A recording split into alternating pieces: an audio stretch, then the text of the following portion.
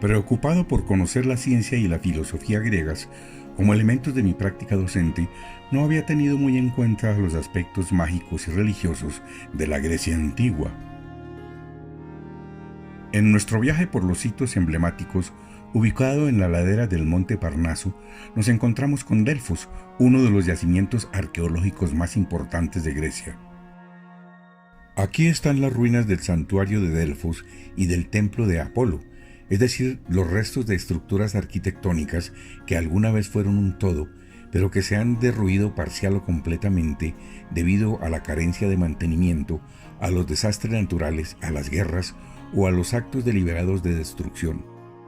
Es necesario poner a funcionar la imaginación y las lecturas para tratar de verlos como eran. Delfos, reverenciado como el centro religioso del mundo griego, alcanzó su apogeo en los siglos VI a IV antes de nuestra era. También era el lugar del oráculo de Delfos, ubicado dentro del templo de Apolo, quien era el que respondía a las preguntas de los peregrinos a través de la sacerdotisa. El término oráculo significaba tanto la respuesta que una deidad daba a una consulta a través de un intermediario, como también el lugar sagrado en el que se consultaba el oráculo de una deidad. Dice la leyenda que Zeus, el padre de los dioses, quería encontrar el centro del universo, así que envió a 2 águilas volando desde cada uno de los extremos opuestos. El lugar donde se encontraron fue Delfos, y el punto exacto donde lo hicieron fue marcado con esta piedra, el ónfalo, el ombligo del mundo o centro del universo. Antes de ser el santuario dedicado al dios Apolo, en tiempos prehistóricos, Delfos era el santuario dedicado a la madre tierra, Gaia, conocido como Pitos, el santuario de Pitos. La leyenda dice que Gaia mezcló tierra con agua y creó una serpiente dragón, conocida como Pitón, para proteger el santuario, el templo, el oráculo y el manantial de la fuente Castalia. Dice también la leyenda que el dios Apolo, dios del sol, patrono de las musas, protector de la música, la poesía y las artes, buscaba un lugar donde establecerse, y cuando descubrió Delfos, decidió que ese era el lugar indicado. Entonces mató a Pitón con sus flechas y asumió el control del santuario, que se convirtió en su santuario, con su templo y su oráculo, uno de los más importantes y el más solicitado del mundo griego. Comerciantes y aldeanos, políticos y militares atravesaban las gargantas del Parnaso o desembarcaban en el puerto de Itea para presentarse ante Apolo y ofrecerle sus ofrendas y presentar sus preguntas sobre el destino y los avatares de la vida personal, social y política. Los consultantes, antes de ingresar al santuario de Delfos, ya dedicado al dios Apolo, se encontraban con el santuario de Atenea Pronae, que significa justamente eso, antes de llegar al santuario de Apolo. De las ruinas de este santuario, lo más destacado es el Tolos. Era un templo circular construido en el año 390 antes de nuestra era, rodeado por 20 columnas dóricas en su parte exterior. Se elevaba del nivel del suelo sobre una plataforma de 3 escalones. Actualmente se mantienen en pie 3 columnas exteriores y una parte de la cornisa, cuyas metopas muestran escenas de lucha entre amazonas y centauros. Se desconoce el uso que tenía este tipo de templos circulares. Las ruinas de este templo forman parte del conjunto del yacimiento arqueológico de Delfos, catalogado desde 1987 como Patrimonio de la Humanidad por la UNESCO. Luego los peregrinos pasaban por la fuente Castalia para purificarse con sus aguas. Quienes no habían comprado la necesaria ofrenda votiva, antes de continuar, lo podían hacer en el Ágora Romana, donde estaban las tiendas. Acto seguido, entraban por la vía sacra, llamada así por los arqueólogos modernos, ya propiamente en el interior del recinto amurallado del santuario de Delfos, hacia el templo de Apolo. Esta calzada ascendía por una pronunciada pendiente que estaba flanqueada por los llamados tesoros, traídos por los peregrinos de las más importantes ciudades, como los de los signios o los atenienses. Estos tesoros eran pequeños templos o capillas en los que se conservaban las ofrendas y donaciones que los ciudadanos y las ciudades entregaban al santuario. En el Museo Arqueológico de Delfos se puede apreciar un buen número de estas ofrendas, así como esculturas del templo de Apolo y de otros lugares del santuario.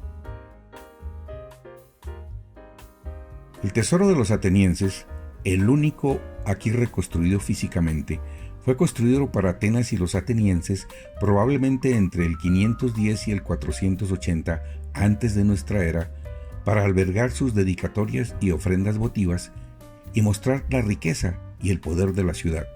Destruido a finales de la antigüedad o en la Edad Media, fue reconstruido durante unas excavaciones en el yacimiento arqueológico entre 1904 y 1906, ya que había sobrevivido lo suficiente.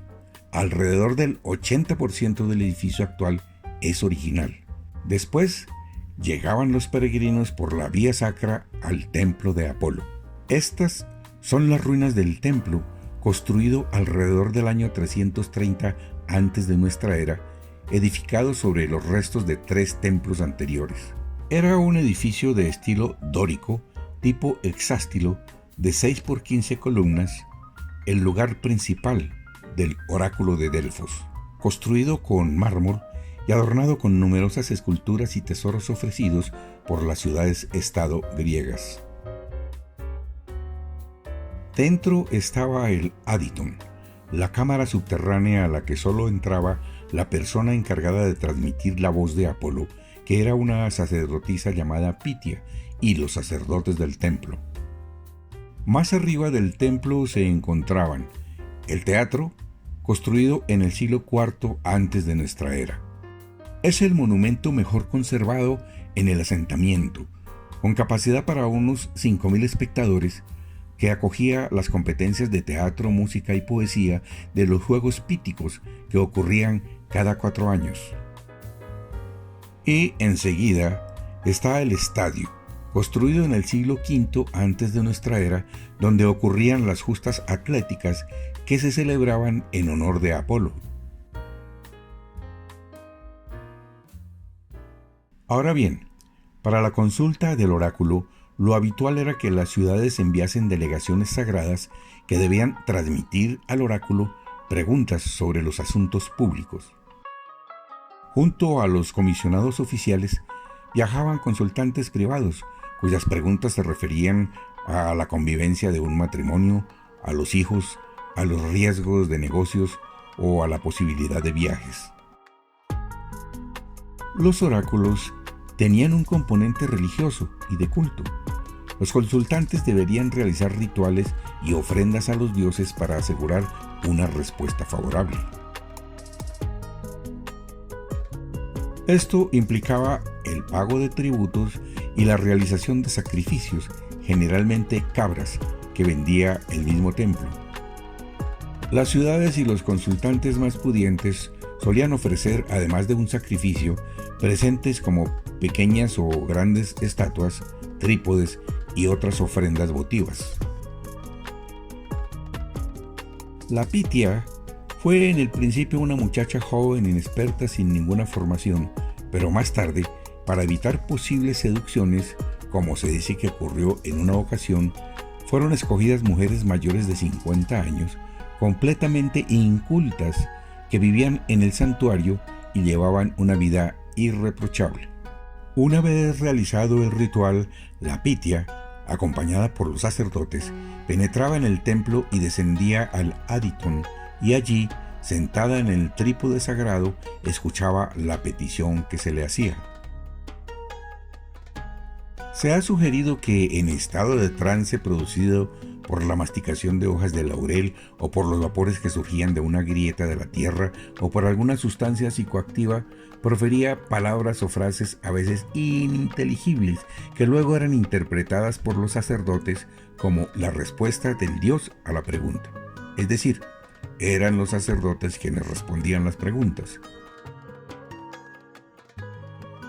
Como la fama del oráculo de Delfos creció por toda Grecia y crecieron las colas del día séptimo de cada mes, se dice que los sacerdotes tenían un servicio de informantes viajeros y de espías en las conversaciones que ocurrían en las colas de espera, que podían ser de varios días.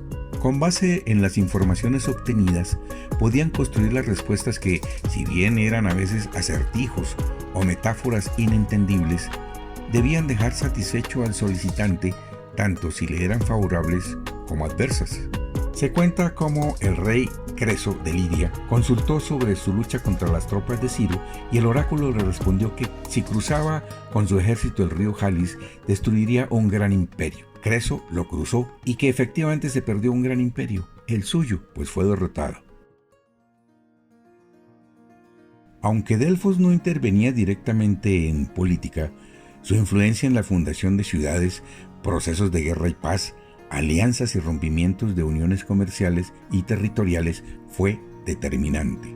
El oráculo de Delfos no solo era un centro de consulta espiritual, sino también un influyente actor económico y político. El oráculo de Delfos dejó una impronta perdurable en la cultura occidental con sus famosas máximas en la entrada del templo de Apolo: nada en exceso y conócete a ti mismo, que han perdurado hasta nuestros días. El oráculo de Delfos representa un fascinante cruce entre religión, política y cultura. Su relevancia en la antigua Grecia ilustra cómo las creencias y prácticas espirituales pueden influir en la vida cotidiana y en las decisiones trascendentales de una civilización. Y el peregrinaje actual de nosotros, los viajeros, interesados por esas antiguas historias, creencias y rituales, continúa impulsando el desarrollo económico y cultural de las modernas ciudades de toda esta región.